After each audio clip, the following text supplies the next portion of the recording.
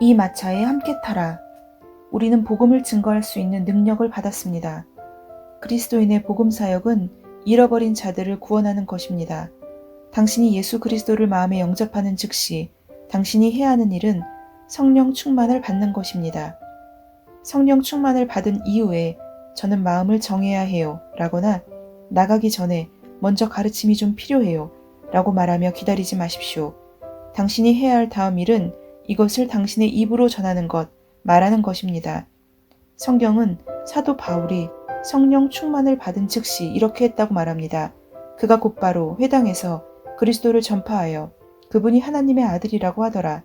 사도행전 9장 20절. 진정한 성령 충만의 증거는 방언으로 말하는 것이 아닙니다.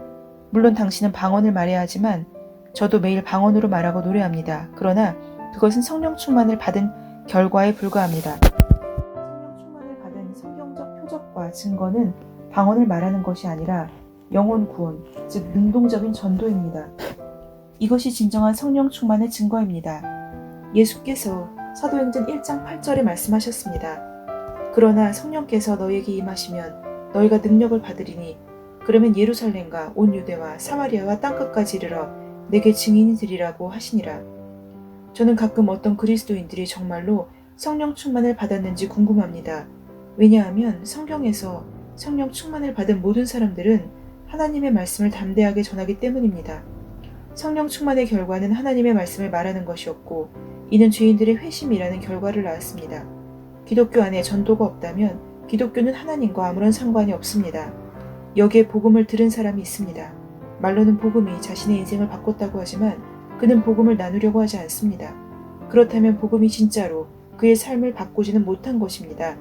간증을 가지고 있으면서 어떻게 나누지 않을 수 있습니까? 당신은 하나님께서 당신을 구원했다고 선언하면서 다른 사람들에게 그것을 전하지 않을 수는 없습니다. 무언가가 분명히 잘못된 것입니다. 하나님께서 그리스도인들을 이 세상에 남기신 이유, 사역은 교회 안에 있는 것이 아닙니다. 교회 안에서 일어나는 일은 하나님의 사람들을 보다 더 나은 증인들로 만들기 위한 사역입니다. 하나님께서 우리가 구원받은 이후에 우리를 이 땅에 남기신 이유는 우리로 그분의 증인이 되게 하기 위함입니다. 그저 우리가 영적으로 더 깊어지고 우리끼리 교제하고 서로를 사랑하기 위한 것이 아닙니다. 우리는 서로의 주소도 알고 서로 알아보지만 새로운 사람이 들어오기만 하면 그가 침입자임을 깨닫게 하려고 똘똘 뭉칩니다. 어떤 사람들은 이렇습니다. 그들은 배타적인 소집단을 가지고 새로운 사람들을 그 안으로 받아들이지 않습니다. 우린 5명 뿐이고 우리는 기도의 군사들, 중보자들이야. 우리는 서로를 사랑하고 서로를 방문해. 그리고 5명이 같이 있을 때 6번째 사람이 도착하면 그들은 토의를 멈춥니다. 침입자가 들어왔으므로 그들은 그가 떠날 때까지 웃지 않습니다. 그는 불친절한 얼굴들을 보기 때문에 떠날 수밖에 없습니다. 당신은 그저 자신의 소집단을 형성하는 것이 행복하십니까? 기억하십시오. 예수님께서는 천국에 충분한 소집단들을 가지고 계셨음에도 불구하고 이곳으로 내려오셨습니다. 그분은 충분한 교제를 갖고 계셨음에도 불구하고 우리를 위해 오셨습니다. 그분은 교제의 굶주리셔서 이곳에 오신 것이 아닙니다. 그분은 교제가 부족했기 때문에 오신 것이 아닙니다. 그분은 우리를 포함시키길 원하셨을 뿐입니다. 하나님께서 천국에 계실 때 교제에 굶주려 있었다고 생각하지 마십시오. 우리는 하나님께서 천국에서 너무 외로우셔서 혼자서 위로 왔다가 내려왔다가 하시면서 사람을 우리의 형상대로 만들자라고 하셨다고 가르침 받지 않습니다. 그분이 누구에게 말씀하고 계셨는지 의문해 본 적이 있습니까? 하나님께서 자신에게 말씀하신 것이라고 생각하십니까? 아닙니다. 그분은 동행이 있었습니다. 하나님께서는 항상 행복하셨습니다. 영원에서 영원토록 그분은 하나님이십니다. 하나님께서는 시작도 없으셨기 때문에 교제에 굶주려 계시지 않으셨습니다. 그분이 원한 것은 오직 우리를 포함시키려는 것뿐이었습니다. 이와 같은 생각으로 무장하고 다른 형제들과의 교제에 마음을 여십시오. 하나님께서 기능하시는 방식을 이해하십시오. 그때 주의 천사가 빌립에게 말하기를 일어나서 남쪽을 향해 예루살렘에서 기자에 이르는 길까지 가라. 그곳은 사막이라. 하니 그가 일어나서 떠나더라. 그런데 보라, 에디오피아 사람 곧 에디오피아 여왕 칸다케 휘하에서 모든 재정을 담당하는 큰 권세를 지닌 내시가 예루살렘에 경배드리러 왔다가 돌아가는데 마차에 앉아서 선지자 이사야의 글을 읽고 있더라.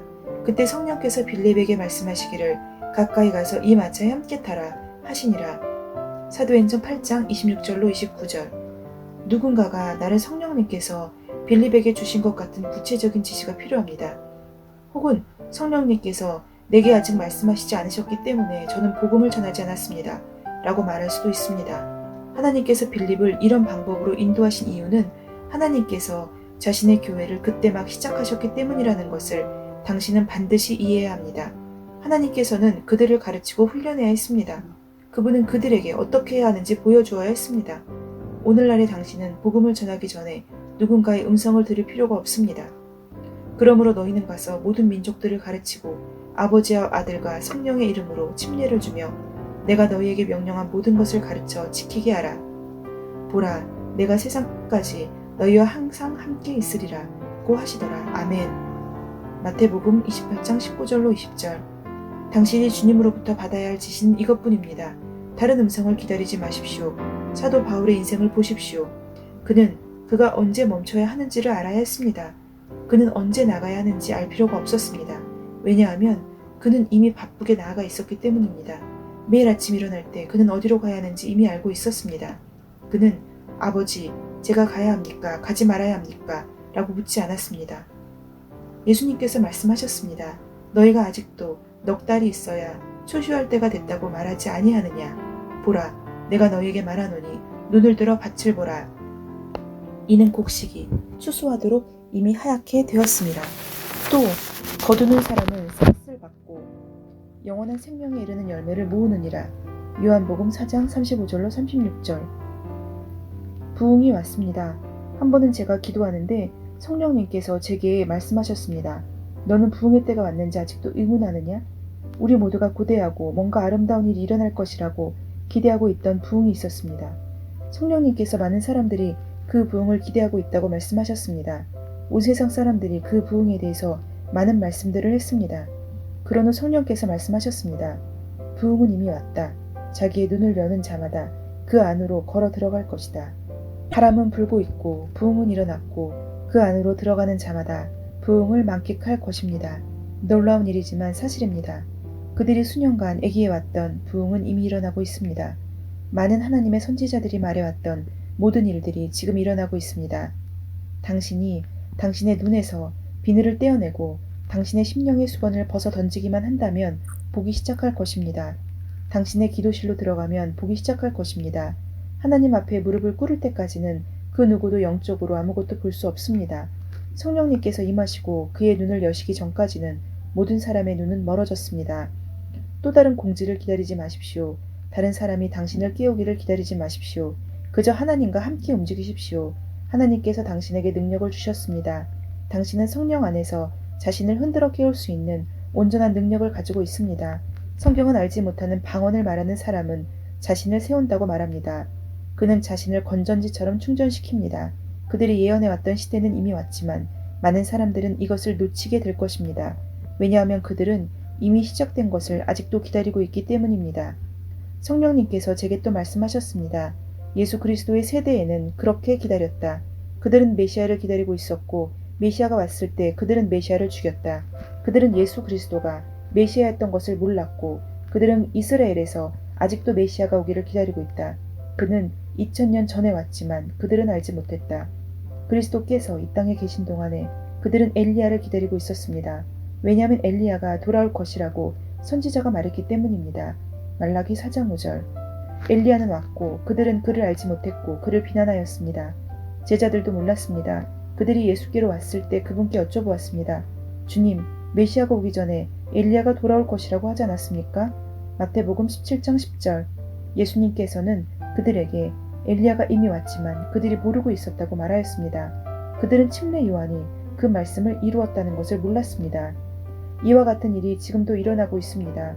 준비된 자에게는 모두 성령의 기름 부음이 임하게 될 것이고 그들은 이제는 볼 수 없었던 표적과 기사를 보게 될 것입니다. 그러므로 이것은 당신에게 달린 것입니다. 우리는 필요로 하는 곳에 더 많은 표적과 기사를 보게 될 것입니다. 참된 사역은 그런 곳에서 일어나기 때문입니다.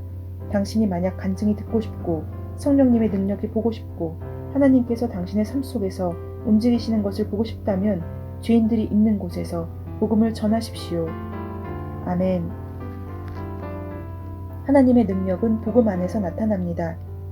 복음은 하나님의 능력입니다. 성령님의 초자연적인 기름 부음이 복음 안에 쌓여 있습니다. 그리고 온 심령으로 복음을 전하고 성령님께 순종하는 사람은 모든 표적과 기사를 보게 될 것입니다. 당신은 가정이 개종하는 것을 볼 것이고 수많은 가족들이 예수 그리스도께로 오는 것을 보게 될 것입니다. 이것은 외국인 사역자가 와서 여는 전도 집회가 아닙니다. 하나님께서는 새로운 종류의 선교사를 준비하셨습니다. 하나님께서는 그들을 구원하시고 훈련시켜서 그들의 민족에게 영향을 미칠 수 있도록 구비시키십니다. 당신은 오늘 당신의 세계에서 예수 그리스도의 사도입니다. 당신의 세계에서 당신은 그들의 구원을 위해서 하나님으로부터 보냄받았습니다. 그리고 당신은 책임을 지고 하나님의 말씀을 그들에게 전해야 합니다. 당신의 친구들과 의정은 무엇을 위한 것입니까? 당신이 구원하고 싶은 사람들의 이름을 언제쯤 적어놓기 시작할 것입니까? 당신은 언제쯤 영혼 구원을 위해 찬양과 기도로 천국을 폭격하기 시작할 것입니까? 당신의 가정에 있는 사람들은 어떻습니까? 그들도 구원이 필요하다고 생각하지 않습니까? 여기서 기독교의 기쁨을 찾을 수 있습니다. 아멘. 이미 2000년 전에 그리스도께서 이 땅에 오셨지만 아직도 메시아를 기다리고 있는 사람들이 있고 엘리야도 마찬가지였고 침례 요한도 마찬가지였다는 그 사실이 지금의 또 우리의 모습과 같아서 또 놀랍고 또 슬픈 생각이 듭니다. 저는 준비하고 그래서 볼 수 없었던 표적과 기사를 보기를 원합니다. 그리고 간증하고 성령님의 능력이 내 능력이 되고 하나님께서 저의 삶 속에서 움직이시는 것을 계속 보고 싶습니다. 기대하고 또 기도합니다. 제가 훈련받아 쓰임받을 수 있기를 원합니다. 하나님의 능력이 저의 능력이 되어서 복음으로 나타날 수 있도록 매일매일 기도하겠습니다. 샬롬.